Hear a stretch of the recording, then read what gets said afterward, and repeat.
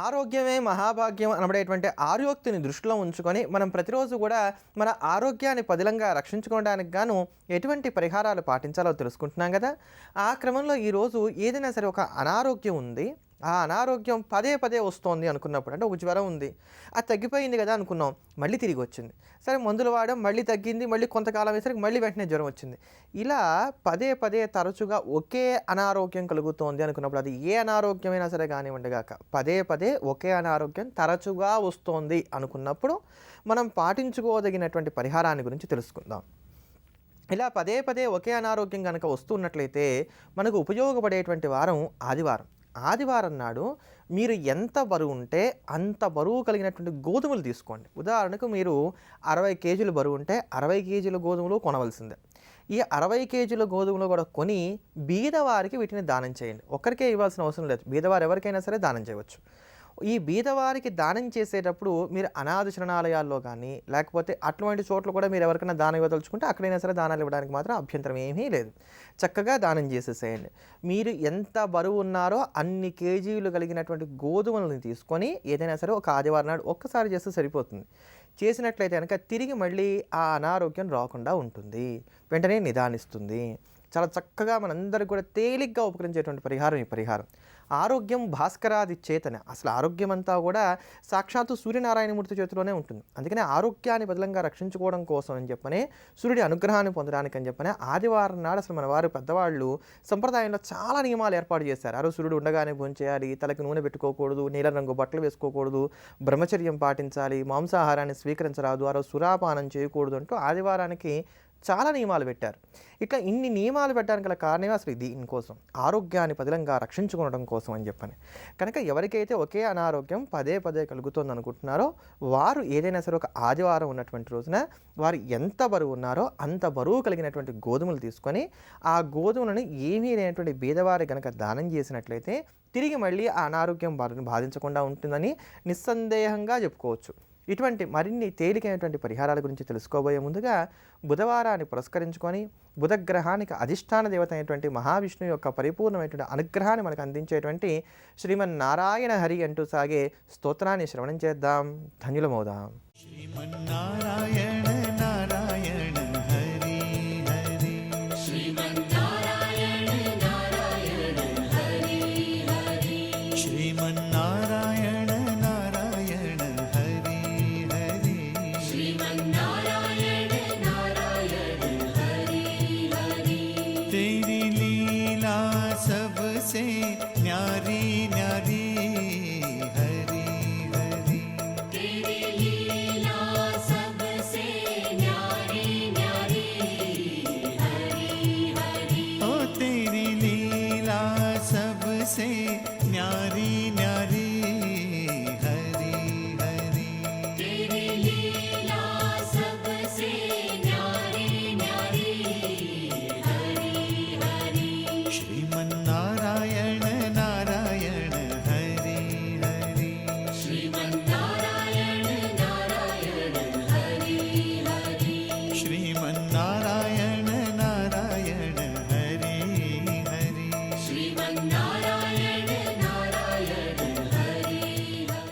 బాబావారి యొక్క సచ్చరిత్రను ఏ ప్రకారంగా ఎన్నిసార్లు పారాయణ చేసినట్లయితే ఎటువంటి ఫలితాలు మనకు కలుగుతాయో మనం ప్రతిరోజు తెలుసుకుంటున్నాం కదా.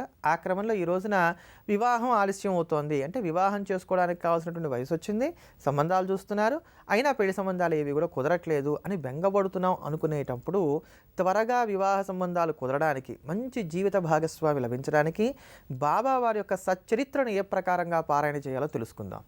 ఇది మనందరికీ కూడా సులభ సాధ్యమైనటువంటిది, మనందరికీ కూడా అందుబాటులో ఉండేటువంటిది. అందరికీ ఇంట్లో తులసి కోట ఉంటుంది కదా, ఆ తులసి కోటలో బాబావారి యొక్క ఫోటోని కానీ లేకపోతే బాబావారి యొక్క విగ్రహాన్ని కానీ పెట్టండి. ఆ తులసి కోట దగ్గర బాబావారి యొక్క విగ్రహాన్ని పెట్టి రోజు తులసి కోటకి నీరు పోసేటప్పుడు ఈ విగ్రహానికి కూడా నీళ్లు పోసి ఆ నీళ్లు తల మీద చల్లుకొని 40 ప్రదక్షిణాలు తులసి కోటకి చేయాలి. ఇలా ప్రతిరోజు చేస్తురండి, 40 ప్రదక్షిణాలు రోజు చేస్తూ మంచి వరుడు లభించాలి. ఇది ఆడపిల్లలకి మాత్రమే పరిహారం, అందుకని మంచి వరుడు లభించాలి అని చెప్పి నమస్కారం చేసుకోండి. అలా నమస్కారం చేసుకొని గురువారంతో మొదలుపెట్టి బుధవారానికల్లా సచ్చరిత్ర అంతా పూర్తయిపోయే విధంగా మీరు పారాయణ చేయండి. ఇలా గురువారంతో మొదలుపెట్టి బుధవారానికి పూర్తి చేస్తే సచ్చరిత్రని ఇది ఒక పారాయణగా మనం లెక్క పెట్టుకోవాలి. ఇటువంటి పారాయణలు మొత్తం 7 పారాయణలు చేయాలి. వరుసగా 7 పారాయణలు చేయాలి. ఇలా వరుసగా 7 పారాయణలు చేసేటప్పుడు మధ్యలో ఎన్ని మంగళవారాలు వస్తే అన్ని మంగళవారాల పాటు బాబావారికి అప్పాలు నైవేద్యం పెట్టండి. ఈ అప్పాలు కూడా 9 అప్పాలు నైవేద్యం పెట్టాలి. ఎన్ని గురువారాలు వస్తే అన్ని గురువారాలు కూడా పాలకోవా నైవేద్యం పెట్టండి. పాలకోవాకి మాత్రం లెక్కలేదు, మీరు ఎంత తోస్తే అంత నైవేద్యం పెట్టవచ్చు.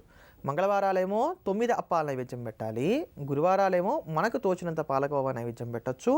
ఇక శుక్రవారాలు కూడా 9 పూర్ణపు బూరెలు నైవేద్యం పెట్టాలి. మనం వరలక్ష్మి వ్రతం రోజు వాయనం ఇచ్చుకోవడానికి వాడుతూ ఉంటాం కదా పూర్ణ బూరెలు, అవన్నమాట పూర్ణాలు. ఈ పూర్ణాలను 9 సంఖ్యగా శుక్రవారం నాడు బాబావారికి నైవేద్యం పెట్టాలి. మంగళవారం నాడు 9 అప్పాలు, గురువారం నాడు పాలకోవా, శుక్రవారం నాడు 9 పూర్ణపు బూరెలు.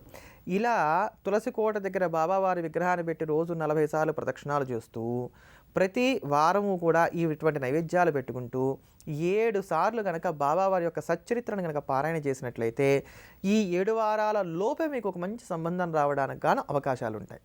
అటువంటి భవ్యమైనటువంటి, దివ్యమైనటువంటి, అమోఘమైనటువంటి, శక్తి సంపన్నమైనటువంటి సచ్చరిత్ర బాబావారి యొక్క సచ్చరిత్ర.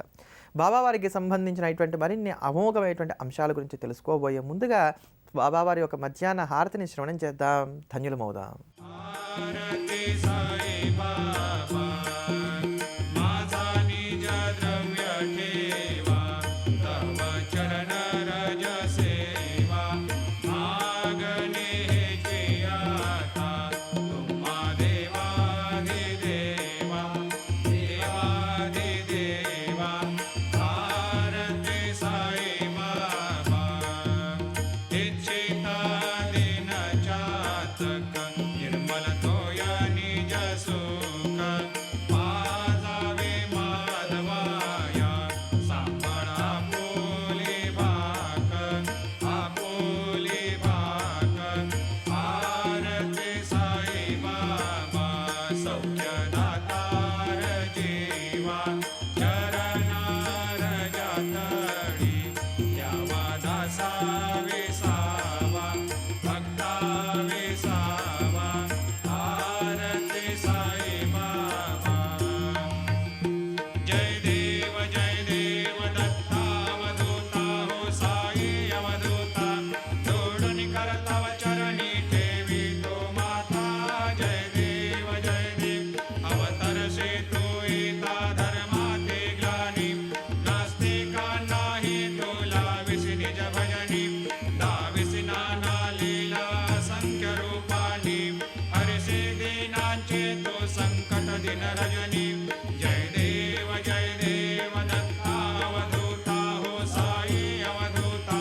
जोडून करतव चरणी ठेवी तो माता जय देव यवन स्वरूपी ऐक्या दर्शन द्वादिथले संशय निरसनिया तद्वैता घालविले गोपी चंदा मंदा त्वाचे उद्धरिले मोमिन वंशे जन्मुनि लोका तारियले जय देव दत्तावधूता हो साई अवधूता जोडून करतव चरणी ठेवी तो माता जय देव भेदन तत्वे हिंदू यवनांचा काही दावायासे झाला पुनरपि नरदेही पाहसी प्रेमाने तो हिंदू यवनाही दाविसे आत्मत्वाने व्यापक हा साई जय देव दत्तावधूता हो साई अवधूता जोडून करतव चरणी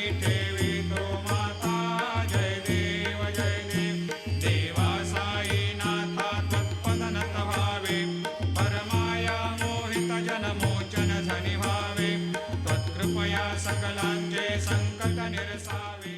మన నిత్య జీవితంలో మనం ఎదుర్కొనేటువంటి సమస్యల్లోంచి బయటపడడానికి గాను తేలిగ్గా ఉపకరించేటువంటి పరిహారాల గురించి మనం ప్రతిరోజు తెలుసుకుంటున్నాం కదా.